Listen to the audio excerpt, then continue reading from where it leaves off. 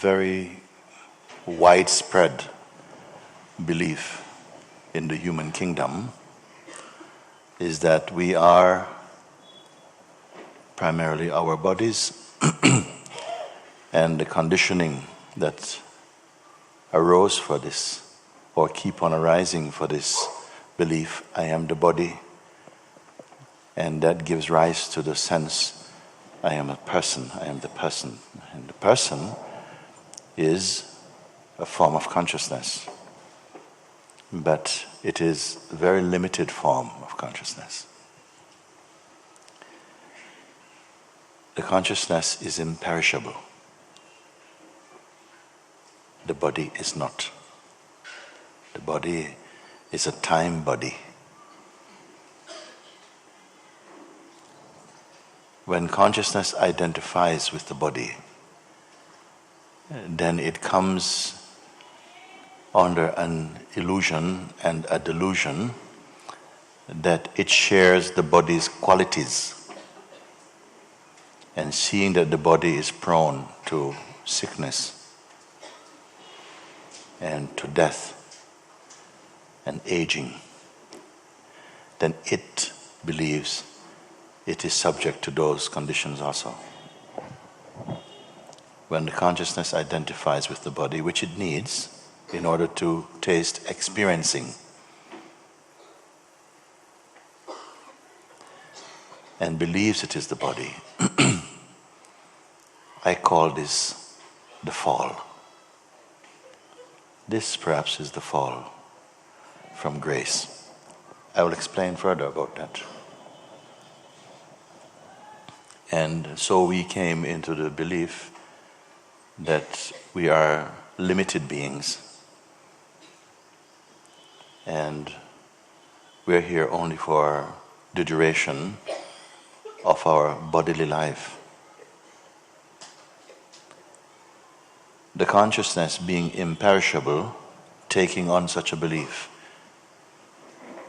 it creates a trauma inside the body of being, that we have to do everything now to enjoy as much as we can. The consciousness becomes insecure, fearful, selfish, limited.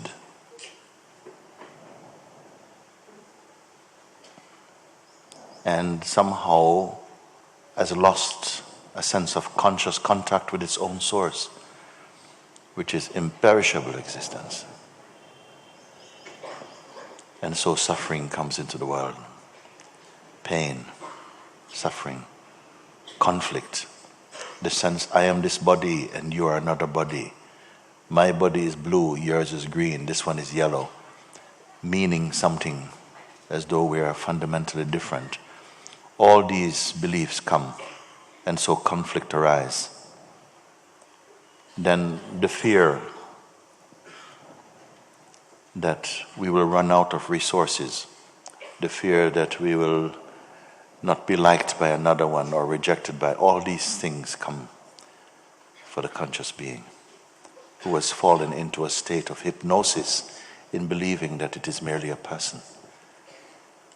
You are much more, we are much more than persons.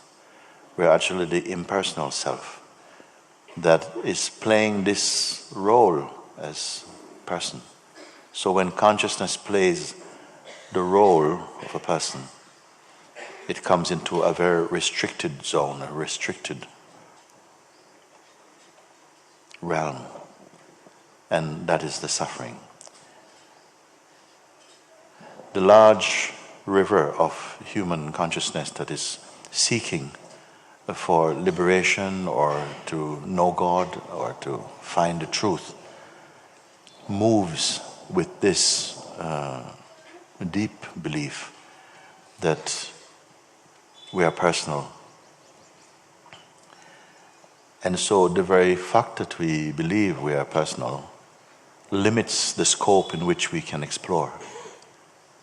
All the while, the fundamental consciousness, which is imperishable, which is totally complete, and beautiful, peaceful, blissful, is overlooked.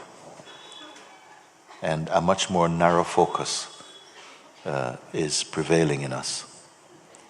And because of this, human beings always, we are speaking from the place of the person. This is wrong, oh, how can I do this, what can I find? It is a confused state and a confusing state. But somehow it seems in order for this play of existence to happen, for a while we as consciousness had to take the darshan of this ignorance, of this belief we are the body, in order to experience the world through the sense of individuality and of personhood. But because fundamentally we are consciousness, we always have the advantage because we are already the self. Only some awakening must happen whereby we recognize afresh that we are this, not just merely mentally or intellectually, not merely by intellectual conviction, but through pure experience, pure wisdom and understanding. And for this reason, this kind of satsang comes into the play also of existence, to point to those who many are tired of just experiences that fade on the path to liberation and are looking now for the source. Many people come and say, I've been practicing spirituality for 20 years, 30 years. Why it's so difficult? I say, it is not. Just correct understanding has to come. And open heart, willingness. A willingness to lay aside the bundle of concepts we are presently holding on to see afresh, with fresh eyes. Then we may stand a chance. But we are what we are seeking. And it is my hope that you will come to see this, what is really obvious, but at the same time obviously overlooked, missed. Once the understanding comes, the recognition happens, you're being set free. I cannot tell you that this will take so many years or so on. I feel it could happen today, every moment. Why? Because it is no distance from you, it is here already. Then what makes the difficulty? The difficulty is only corresponding to the strength of your identity as a person. If you believe very strongly in this, then I have to speak to you from that place. But even if I appear to be speaking to you from the place of personhood, it is not my true place of speaking with you. I feel we are speaking from the place of consciousness, conversing with consciousness about consciousness. I cannot speak to you as less than consciousness. And I know that the person is only a limited form of consciousness and very unstable. It is always changing. For this reason, I have tried to steer you away from just personal questions. Because if I listen on the basis of merely personal questions, we are going to be here for a very long time. And we are not going to make much headspace, because what the person learns today, they forget tomorrow. Unless an experience is deeply embedded inside your heart, you will forget it. And even though you may feel you have a strong belief in something, very often such belief, if it's not established in the heart, it will collapse under stress. You will not be able to hold it, because it's just a belief. It feels like it's something apart from you. You're here to find you, your true nature. Not something that you can have, but what you are. And what is beautiful about this direct pointing is it points you to the everlasting consciousness which is here always. And not say, look, in 6 months you will see it. You see? So for many people, the sense is, we are told you must purify your mind, improve, purify. And then when your mind is pure enough, then you may begin to know God or know the truth. This is one path. It is a great river, and many go in this way. And it is also a legitimate way, but it is slow also. I say, let's find the truth of who you are now. And then somehow what remains untrue, the fragments of the untruth, will be more clearly seen. And then you'll be able to discard those afterwards. So one is you're starting to search and to clean your mind. But you're cleaning your mind based on the sense of personhood. And that can take, as you're cleaning, more dirt is coming. And you're cleaning and more dirt is coming. And you can be cleaning for a very long time. Not that we are that dirty, actually, because the tendencies keep returning.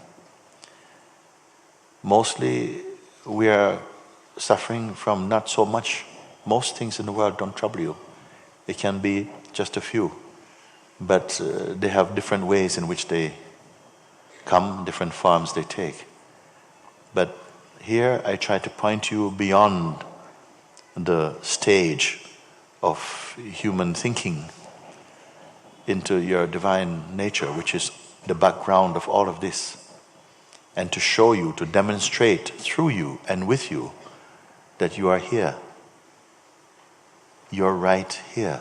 The self is right here. You are never apart from the true self. It is your truest truth.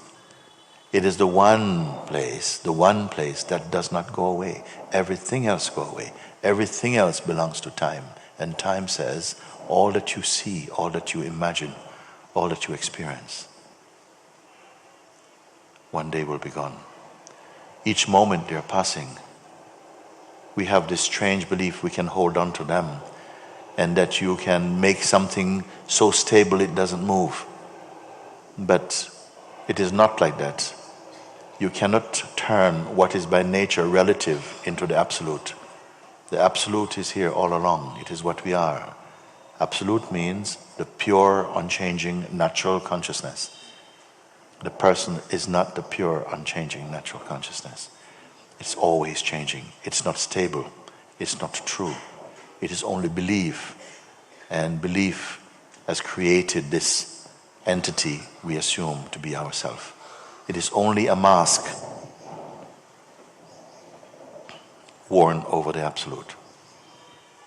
So satsang is to demonstrate this and to discover this in yourself, because I have not come to impart merely a belief to you, but to actually direct you into real seeing.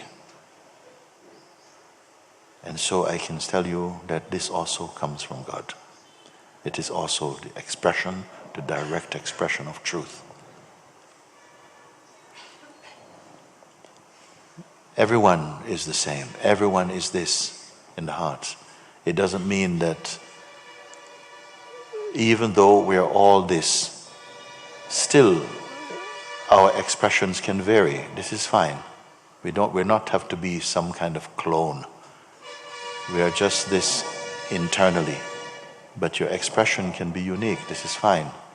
Then this life becomes more light, superficial, more of a play, and then you may enjoy.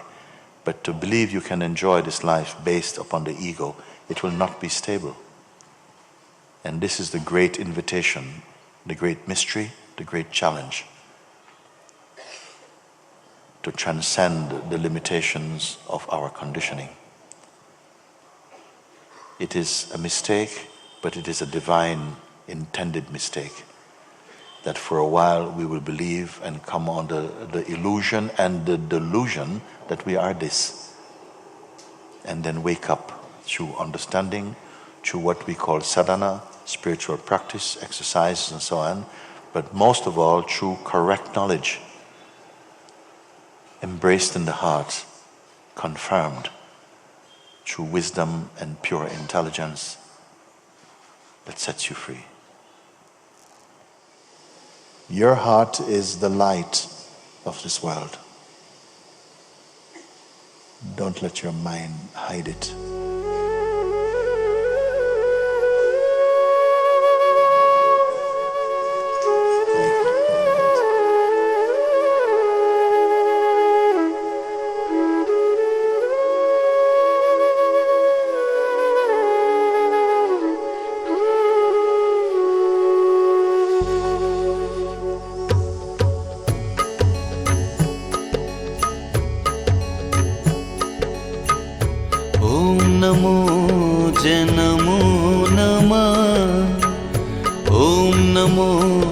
जय नमो नमः, ओम नमो जय नमो